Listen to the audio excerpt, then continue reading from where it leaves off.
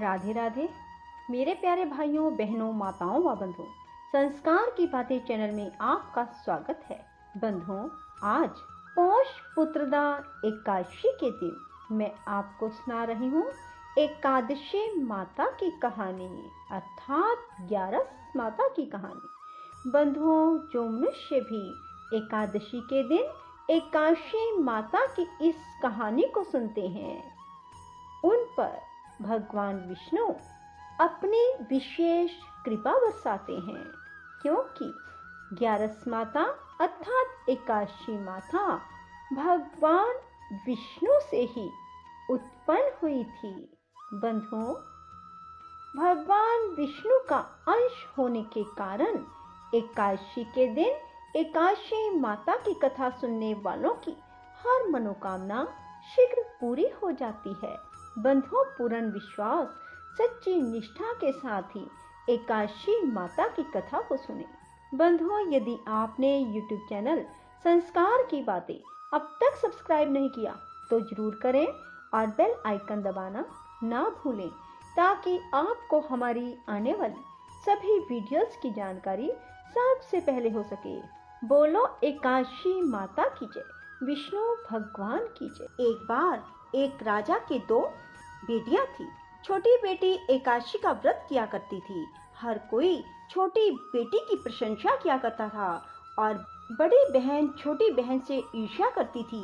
एक बार पड़ोसी राजा का बेटा बड़ी बेटी को देखने आया, लेकिन उसे बड़ी बेटी की जगह छोटी बेटी पसंद आ गई।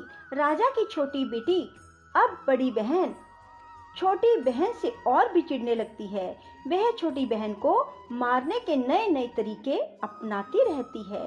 एक बार वह लड्डू में जहर मिलाकर उसे खिलाने की कोशिश करती है और एक बार वह मटके में जहरीला सांप रखकर छोटी बहन के कमरे में रख देती है।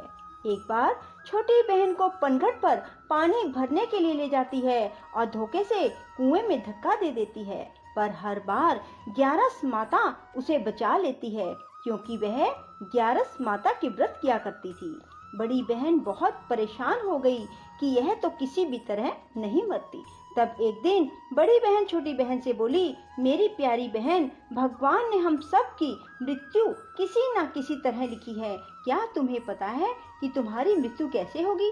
बड़ी बहन बहुत सीधी थी, छोटी बहन बहुत सीधी थी। वह बोली, मेरी मृत्यु मेरे पालतू तोते व तोते के गले में जो हार है उसमें अटकी हुई है। यदि कोई मेरे तोते को मारकर उस हार को लेकर पहन ले तो मैं मूर्छित हो जाऊंगी, और फिर उस हार को उतार कर कहीं रख दे तो मैं जीवित हो जाऊंगी।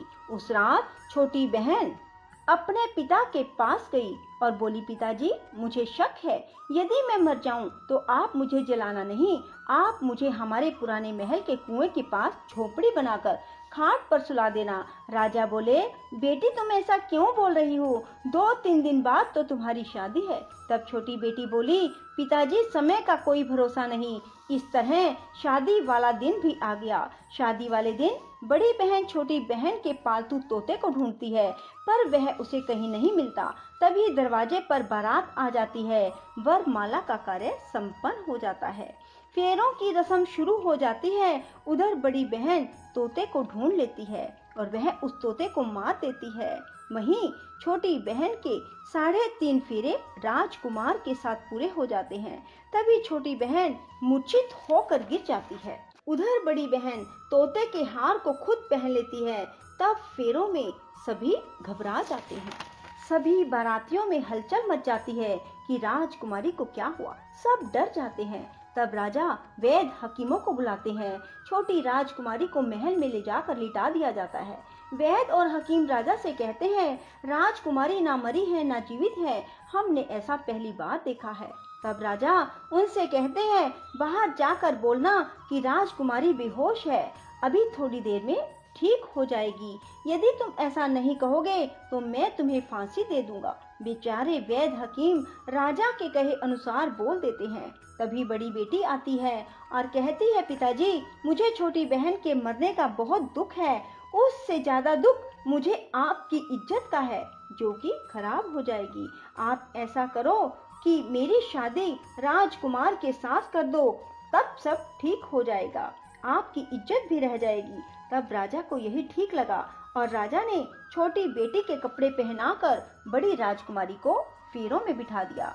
पर राजकुमार ने मना कर दिया, कहा कि यह मेरी पत्नी नहीं है। मेरी पत्नी जब बोलती है तो उसके मुंह से फूल झरते हैं। लेकिन सबने समझा बुझाकर उससे 3.5 फेरे लगवा दिए।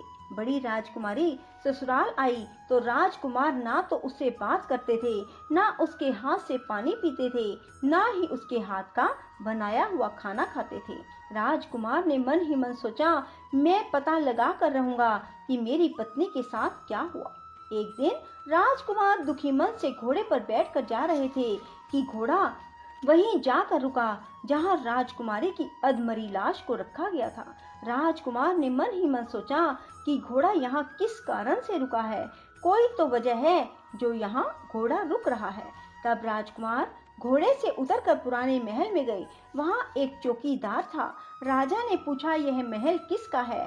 तब चौकीदार ने बताया कि यह महल किसका है। तब राजकुमार समझ गए कि यह पुराना महल तो उसके ससुर का ही है। वहाँ खाट पर कौन सो रहा है? राजकुमार ने चौकीदार से पूछा। तब चौकीदार कहने लगा कि यह राजा की छोटी बेटी है जो शादी वाले दिन अधमरी हो गई थी। तब राजकुमार ने कहा कि यह तो मेरी पत्नी है, इसके साथ मैंने 3.5 फेरे लिए थे। तब राजकुमार ने चौकीदार से कहा, तुम किसी को ना बताना कि मैं यहाँ आया हूँ, मैं तुम्हें मुंह मांगी रकम दूंगा। चौकीदार ने हाँ कर दी और राजकुमार खाट के पास गया और बचे हुए 3.5 फेरे खाट के साथ ले लिए। राजकुमार उस दिन वहीं पर रहा और रात को भी वहीं रहा। छोटी रानी रात को खड़ी हो गई।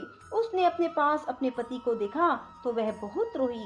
राजकुमार ने पूछा, बड़ी अजीब बात है, तुम शादी वाले दिन मूर्छित क्यों हो गई? तुम्हारे पिता ने मेरी शादी तुम्हारी बड़ी बहन से क्यों करवा दी, जबकि मैंने तुम्हारी बड़ी बहन को स्वीकार भी नहीं किया। तब तुम मुझे पूरी बात बताओ। तुम दिन भर तो मूर्छित थी, अब रात को जीवित कैसे हो गई, इसका भी राज बताओ। तब राजकुमारी ने अपने पति को तोते और हार वाली सारी बात बताई। यह भी बताया कि यह बात मैंने अपनी बड़ी बहन को बताई थी। एक बार मेरी बड़ी बहन ने मुझसे मेरी मृत्यु का उपाय पूछा, तब मैंने उसे पूरी बात बताई। मेरी बड़ी बहन मुझसे बहुत ईर्ष्या करती थी। उसने कई बार मुझे मारने की कोशिश की, पर ग्यारस माता ने मुझे हर बार बचा लिया। यह सब मेरी बड़ी बहन ने किया है। तोते के गले में जो हार था वह मेरी बड़ी बहन दिन में पहन लेती है और रात को उतार देती है। इसीलिए मैं दिन में मूर्छित रहती हूँ और रात को जीवित हो जाती हूँ। यदि वो हार मुझे वापस मिल जाए तो मैं हमेशा के लिए जीवित हो जाऊंगी। कोई बहन भी ऐसा कर सकती है? अब राजकुमार छोटी राजकुमारी के साथ वहीं दिन बिताने लगे।